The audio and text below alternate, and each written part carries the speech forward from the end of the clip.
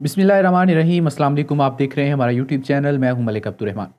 नाज़रीन, आज की पाकिस्तान से अहम तरीन ख़बर ये है कि सुप्रीम कोर्ट को पाकिस्तान में एक नया पेंडोरा बॉक्स खुल गया है, एक नया कट्टा जिसे कहते हैं वो खुल गया है।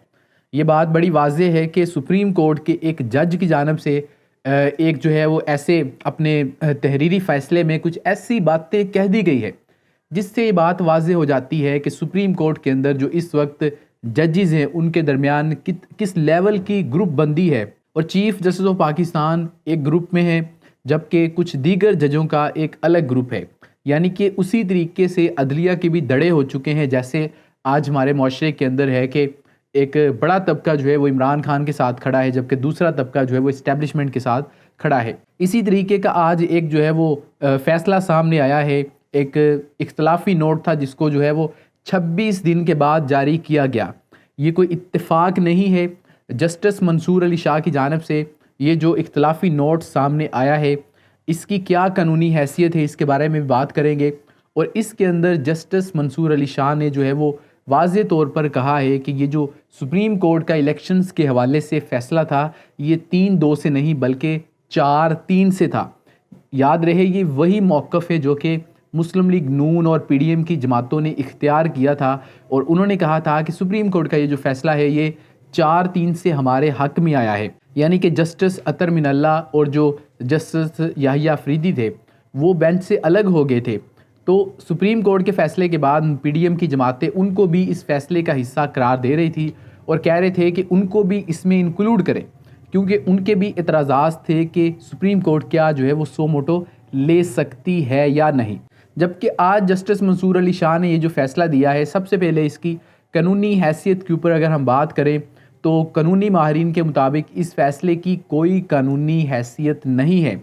ये जो है एक जो है वो इख्तलाफी नोट है और इख्तलाफी नोट जो है वो ये एक मामूल की बात है। इख्तलाफी नोट के अंदर जो जजेस होते हैं वो चीफ़ जस्टिस से या जो भी मेजॉरिटी फ़ैसला आया होता है उससे जो है वो इख्तलाफ कर रहे होते हैं और ये एक आइनी चीज़ है। जजेस को आइन इख्तियार देता है कि चाहे एक चीफ़ जस्टिस है उसका सीनियर जज है लेकिन उससे भी वो इख्तलाफ करते हैं। ये मामूल का हिस्सा है। आपको मीडिया बताएगा कि एक बड़ी ख़बर है लेकिन ये बड़ी ख़बर नहीं है। बड़ी ख़बर ये है कि इस फ़ैसले की इस तहरीरी नोट की टाइमिंग बहुत इम्पोर्टेंट है। अब देखें कि मार्च के शुरू में जब सुप्रीम कोर्ट ने फ़ैसला दिया कि इलेक्शंस होने हैं तो उसके बाद जो है वो इनका इख्तलाफी नोट सामने नहीं आया। उसके बाद इलेक्शन कमीशन की जानिब से 8 मार्च को डेट अनाउंस कर दी गई और उसके बाद इलेक्शन कमीशन ने आगे आरओज़ तैनात कर दिए और सारा इलेक्शन का माहौल बन गया। फिर अचानक एक दिन फ़ैसला आता है और इलेक्शन कमीशन कहता है कि हम इलेक्शन नहीं करवा सकते। और ये जैसे ही फ़ैसला आया है तो उसके बाद ज़ाहिर है सुप्रीम कोर्ट में तहरीक इंसाफ ने जाना था।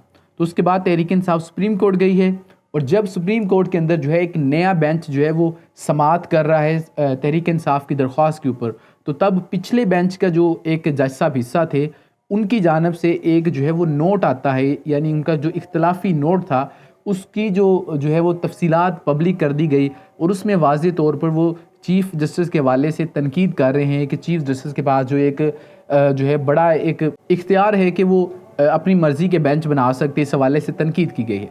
लेकिन ये तनकीद करने से पहले जस्टिस मंसूर अली शाह जो है वो ये बात बताना या कहना भूल गए कि आईन पाकिस्तान चीफ़ जस्टिस को ये इख्तियार देता है। ये सारा एपिसोड वही हो रहा है जब नवाज़ शरीफ ने जो है वो सुप्रीम कोर्ट के ऊपर हमला करवाया था।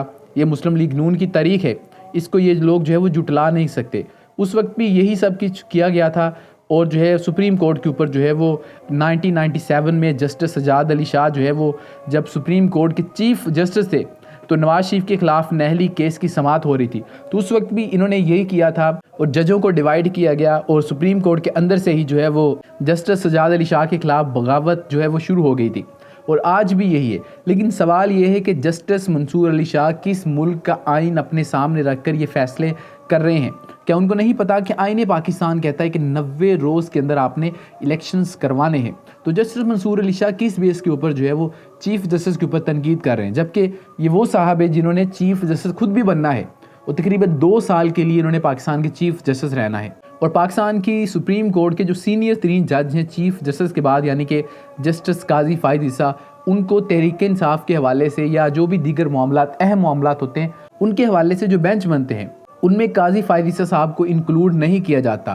کیونکہ ان کا تحریک انصاف کے ساتھ جو ایک بیک گراؤنڈ ہے کہ تحریک انصاف نے ان کے خلاف ایک پریزیڈینشیل ریفرنس لے کر آئے تھے۔ آپ کو یاد ہوگا کہ جب یہ معاملہ سپریم کورٹ میں پچھلے مہینے چل رہا تھا تو جو پی ڈی ایم کے ایک وکیل تھے فاروق ایچ نائک، ان کے پاس جسٹس مندوکھیل کا جو اختلافی نوٹ تھا وہ ان کے پاس پہنچ گیا تھا، جس پر چیف جسٹس آف پاکستان نے بھی حیرت کا اظہار کیا تھا، یعنی کہ سپریم کورٹ کے اندر جو ہے وہ پی ڈی ایم کے سہولت کار موجود ہیں اور اسٹیبلشمنٹ کے بہت سارے ججز موجود ہیں۔ اب بات یہاں پر صرف ایک آ جاتی ہے کہ سپریم کورٹ کے اندر جو ہے وہ پھوٹ ڈال دی گئی ہے۔ اگر ابھی بھی کسی کو لگتا ہے کہ نہیں ایسا کچھ نہیں ہے تو یہ بہت بڑی ان کی غلط فہمی ہے، لیکن ہمارے ملک کی بدقسمتی ہے کہ سپریم کورٹ میں ایسے ججز موجود ہیں جن کو آئین میں واضح لکھی ہوئی چیز سمجھ نہیں آ رہی یا ان سے پڑھی نہیں جا رہی کہ آئین واضح کہہ رہا ہے کہ 90 دن کے اندر آپ نے الیکشن کروانے ہیں، لیکن بند کمروں میں جو فیصلے ہوتے ہیں ان کے اوپر عمل درآمد کے لیے جسٹس منصور علی شاہ جو ہے وہ اور جسٹس مندوکھیل یہ سارے سپریم کورٹ کے اندر یہ سب کچھ کر رہے ہیں۔ تو بطور پاکستانی میں یہ دیکھنا چاہتا ہوں کہ میرے ملک کا جو ایک سپریم ادارہ ہے آئین پاکستان کانسٹیٹیوشن آف 1973 اس ادارے کو تحفظ دیتا ہے اور چیف جسٹس کو پاور دیتا ہے کہ وہ جو ہے حق کے اوپر مبنی فیصلہ کرے۔ تو چیف جسٹس نے پہلے بھی فیصلے کیے، ان کے اوپر بڑی تنقید کی گئی، ان کی فیملیز کو نہیں چھوڑا گیا، لیکن وہ اپنے فیصلے پہ ڈٹے رہے، ان کی دھمکیوں میں نہیں آئے۔ اگر چیف جسٹس اس مرتبہ بھی ڈٹے رہے تو یہ پاکستانی قوم ان کو سلیوٹ کرے گی اور باقاعدہ طور پر پاکستانی لوگ جو ہیں وہ ان کو جو ہے وہ یاد رکھے گی دہائیوں تک۔ ویڈیو ختم کرتے ہیں، آپ ہمیں کمنٹ سیکشن میں اپنا فیڈ بیک دے سکتے ہیں، اس کے علاوہ اس ویڈیو کو لائک اور شیئر کر دیں، اور اگر آپ نے ابھی تک اس چینل کو سبسکرائب نہیں کیا تو چینل کو سبسکرائب کر دیں اور بیل آئکن کو کلک کر دیں۔ ملتے ہیں آپ سے اگلی ویڈیو میں، مجھے اجازت دیجیے، اللہ حافظ۔